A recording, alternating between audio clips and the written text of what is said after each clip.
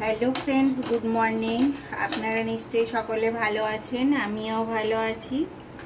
আজ আবার আর একটা নতুন রেসিপি নিয়ে এসেছি আপনাদের সামনে। রোজ রোজ তো আমাদের অত রুটি পরোটা খেতে ভাল লাগে না, তো আমি একটা আজকে রেসিপি করব। তার জন্য প্রথমে একটা পুর দরকার। সেই পুরটা বানাবার জন্য আমি এখন কড়াই চাপিয়ে দিয়েছি, কড়াইটা গরম হতে দিলাম। এটা বানাবার জন্যে আমি কিছুটা বিনস আর গাজর খুব ছোট ছোট করে পাতলা পাতলা কেটে নিয়েছি। পেঁয়াজ আর কাঁচা লঙ্কা কুচি করে নিয়েছি। অল্প চিকেন ধুয়ে রেখেছি আর অল্প ক্যাপসিকাম এইভাবে কেটে নিয়েছি। এবারে আমার কড়াইটা গরম হয়ে গেছে, আমি এটা সাদা তেলেই করব। সাদা তেলটা আমি অল্প দিয়ে দিলাম। প্রথমে আমি পেঁয়াজ কুচিটা দিয়ে দিচ্ছি, কাঁচা লঙ্কাটা দিয়ে দিলাম, এবার ভেজিটেবিলটা দিয়ে দিলাম। এখন কিন্তু আমি ক্যাপসিকামটা দেব না। এবারে চিকেনটাও দিয়ে দেব।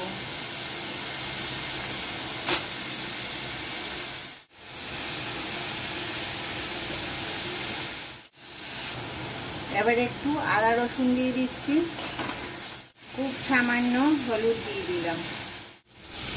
সেদ্ধ হওয়ার জন্য জল দেব।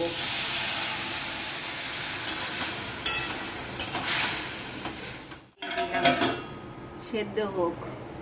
এবারে আমি ঢাকনাটা খুলবো। মাংসটা সেদ্ধ হয়ে গেছে। এবারে আমি ক্যাপসিকামটা দিয়ে দেব। এখন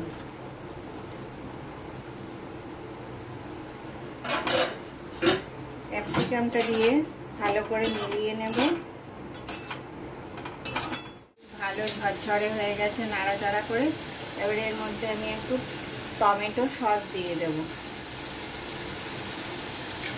খুব বেশি দেবেন না, অল্পই। আমার পুরটা বানানো রেডি হয়ে গেছে। এবারে আমি টিফিনটা বানিয়ে আপনাদেরকে দেখাবো। আমি ময়দাটা নুন আর ময়াম দিয়ে, মানে সাদা তেল দিয়ে ভালো করে মেখে নিয়েছি। মাখাটাই যে এরকম হবে পরোটার মতন। তারপরে এটা থেকে এখন আমি লেচি কাটবো। লেচি কেটে কি করছি দেখ, আমি লেচি কেটে এইভাবে গোল গোল করে বেলে নিয়েছি। গোল করে বেলে নিয়েছি। এর মধ্যে এই পুরটাকে দিয়ে দেব।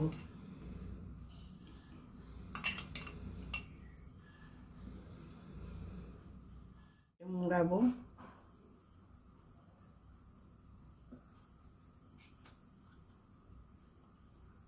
ফের এদিকটা মুড়াবো, একটু টিপে টিপে দেব।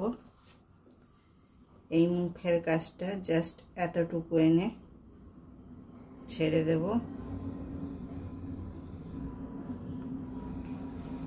আবার এদিকটা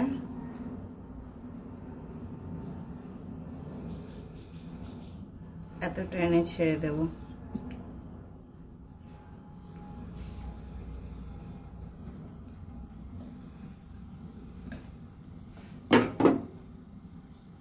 একটু হালকা হাতে এরকম করে বেলে নেব।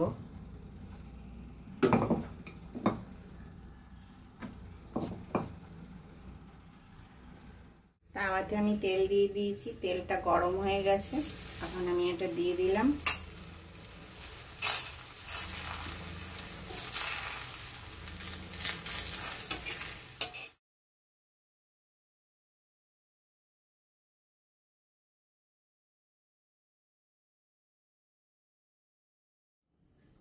আমার সবগুলো ভাজা হয়ে গেছে।